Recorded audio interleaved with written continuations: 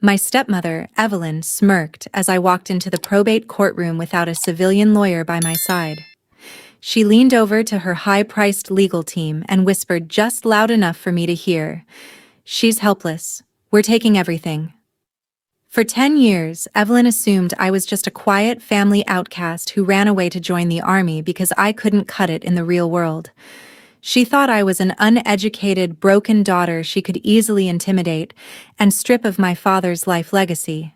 She had no idea that for the past decade, I served as a senior military prosecutor in the JAG Corps, dismantling high-level corruption and court-martialing dangerous criminals under pressure that would make her elite lawyers faint.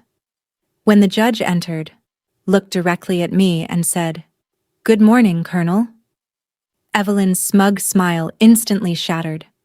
Follow my story until the end to see how a greedy stepmother learned the hard way who I really was. My name is Victoria. I'm 34 years old, and for the last 10 years, my stepmother, Evelyn, thought I was nothing more than a quiet family failure who ran away to join the army because I couldn't cut it in the real world. When my mother passed away when I was 12, Evelyn moved into our life like a cold front. She married my father for his status, his money, and his thriving commercial real estate firm. To her, I was an inconvenience, a memory of my father's past that she tried to erase. The moment I turned 18, I left for college on a military scholarship, entered active duty, and eventually joined the Judge Advocate General's Corps. I never told Evelyn what I actually did for a living. To her, I was just in the military, a vague title she dismissed with a wave of her diamond-ringed hand. She assumed I spent my days marching in the mud. Then came the call. It was a rainy Tuesday in October when my father suddenly passed away from a massive heart attack. I was heartbroken, but the grief hadn't even settled before my phone rang. It was Evelyn. There were no tears in her voice, no words of comfort. "Victoria," she said, her tone as cold as ice, "your father's affairs need to be settled immediately. Don't bother hiring a lawyer. You're signing over your rights to the estate and the business tomorrow, or you won't get a single dime." I landed in my hometown less than 24 hours later, wearing plain civilian clothes, a simple black sweater and dark jeans. I didn't arrive as a military prosecutor looking to pick a fight. I arrived as a grieving daughter wanting to honor her father. But Evelyn was already 2 steps ahead, or so she thought. When I pulled up to my childhood home, the locks had already been changed. Security guards stood at the entrance of my father's real estate firm downtown. Evelyn had wasted 0 time locking me out of every single property. That afternoon, she summoned me to her high-end estate lawyer's office. Sitting across from her behind a polished glass table, Evelyn looked at me with open pity. She pushed a stack of thick legal documents across the table toward me. "Your father revised his will 3 weeks before he died," Evelyn said, leaning back with a sleek, overconfident smile. "He left the entire business, the main house, and his liquid accounts to me. But because I'm generous, I've instructed my legal team to offer you a $50,000 payout, provided you waive all rights to contest the estate today." Her attorney gave me a condescending nod, clearly expecting me to panic or meekly sign. They saw a 34-year-old woman in cheap clothes who looked hopelessly out of her depth. What they didn't know was that my eyes were trained to spot the subtle telltales of fraud. I noticed the unnatural alignment of my father's signature on the final page and the mismatched dates on the notary seal. I didn't argue. I simply picked up the pen, smiled back, and said, "I'll take these home to review." Leaving that office, I didn't head to a hotel. I went straight to the small, cozy workshop of Arthur Vance, my father's lifelong best friend and former head of accounting at the firm. Arthur was waiting for me with a stack of old ledger copies and eyes red from crying. "Victoria," Arthur said, his voice trembling. "Your dad was sick during his last month, but his mind was sharp as a razor. He told me he was setting up a trust for you. He would never leave everything to Evelyn. Together, we spent the next 48 hours putting my military prosecution training to work. In the JAG Corps, when you're building a court-martial case against corrupt officers or defense contractors, you don't rely on emotions. You rely on an undeniable, airtight paper trail. I systematically analyzed every line of the revised will Evelyn had handed me. I pulled public land registry records, cross-referenced bank transaction timestamps, and tracked IP addresses from digital notary logs. What I uncovered was jaw-dropping. The notary's signature was stamped on a date when my father was admitted to the intensive care unit, heavily sedated and incapable of signing anything. Furthermore, financial records revealed a $50,000 wire transfer from Evelyn's personal offshore account to that exact notary's firm just 2 days later. It wasn't just a questionable document, it was outright criminal forgery and fraud. Instead of filing a police report or warning Evelyn's lawyers, I played the long game. I sent a brief, vague email to her legal team, stating I would present my response in person at the upcoming preliminary probate hearing. I let Evelyn believe I was coming to court unrepresented, desperate, and ready to beg for a larger payout. I was setting a trap, and she was walking into it with her eyes wide open. The morning of the probate hearing, the county courthouse was bustling, but inside Department 4, the atmosphere was deadly quiet. Evelyn arrived surrounded by a 3-person legal team, all wearing tailored suits and carrying leather briefcases. Evelyn herself looked immaculate in a designer cream coat, exuding the smug confidence of someone who believed the outcome was already written. When I walked in alone, carrying nothing but a slim navy portfolio, Evelyn's eyes lit up with sheer contempt.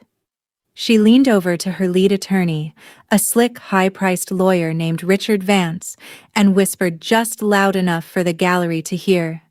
"She's helpless. We're taking everything." I took my seat at the opposing table, maintaining a perfectly neutral posture, the exact same composure I'd kept in military courtrooms across the world. I didn't glance her way. I didn't fidget.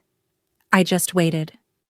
5 minutes later, the side door opened, and the bailiff called the room to order. Judge Arthur Thomas took the bench. He was a stern, silver-haired magistrate known for his zero-tolerance policy toward legal gamesmanship. He shuffled the files on his desk, adjusted his glasses, and looked down at the courtroom. As his eyes scanned the tables, they landed directly on me.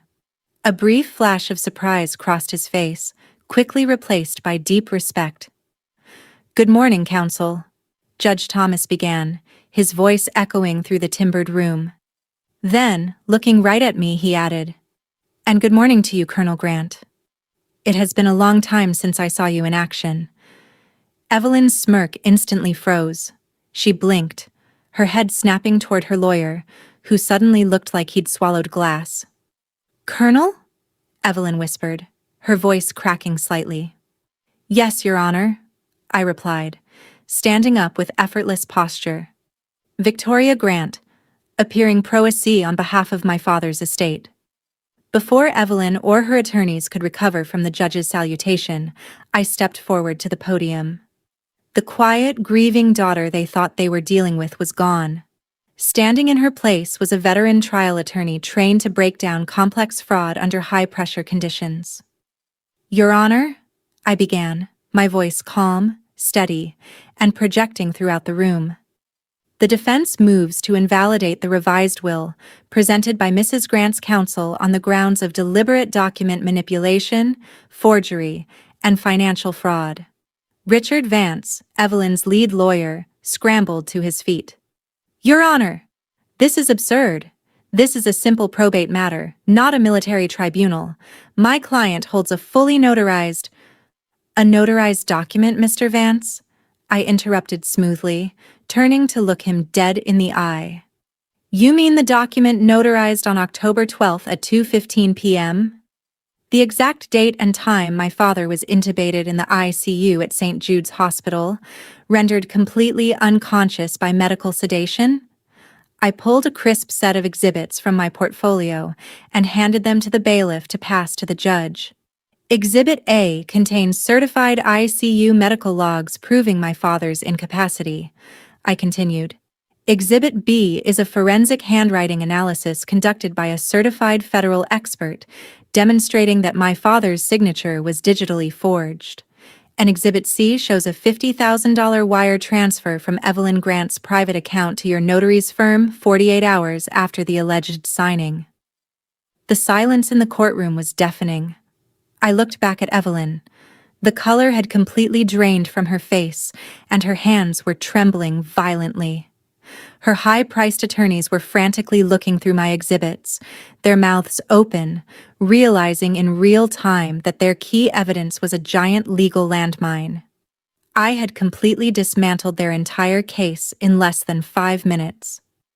Judge Thomas carefully reviewed the exhibits, his expression growing darker with every page he turned.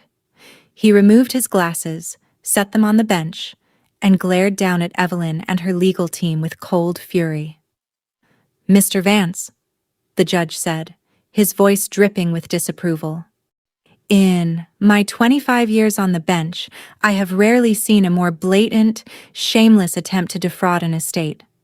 Not only is this revised will completely null and void, but I am immediately freezing all assets associated with the Grant estate." Richard Vance stammered, unable to form a coherent sentence, while his associate attorneys looked down at the floor, attempting to distance themselves from the disaster. "Furthermore," Judge Thomas continued, "I am referring this matter directly to the District Attorney's Office for a full criminal investigation into forgery, fraud, and elder abuse. Mrs. Grant, you are dismissed. Do not attempt to move or liquidate any assets." As the judge slammed his gavel down, signaling the end of the hearing, the courtroom erupted into hushed whispers. Evelyn sat frozen in her chair, tears of shock and embarrassment streaming down her face. Her status, her high society reputation, and her dreams of stealing my father's fortune had completely crumbled in a matter of minutes. Outside the courtroom doors, Evelyn ran up to me, her composure totally shattered. "Victoria, please," she begged, grabbing my arm, her voice desperate. "We're family. Your father wouldn't have wanted us to destroy each other like this." I gently but firmly pulled my arm from her grip, looking down at her with calm detachment. "My father wanted justice, Evelyn," I said quietly, "and unlike you, I actually know how to deliver it." In the months that followed, the consequences hit Evelyn with devastating force. The district attorney took up the case, charging her and the corrupt notary with felony fraud and attempted grand larceny.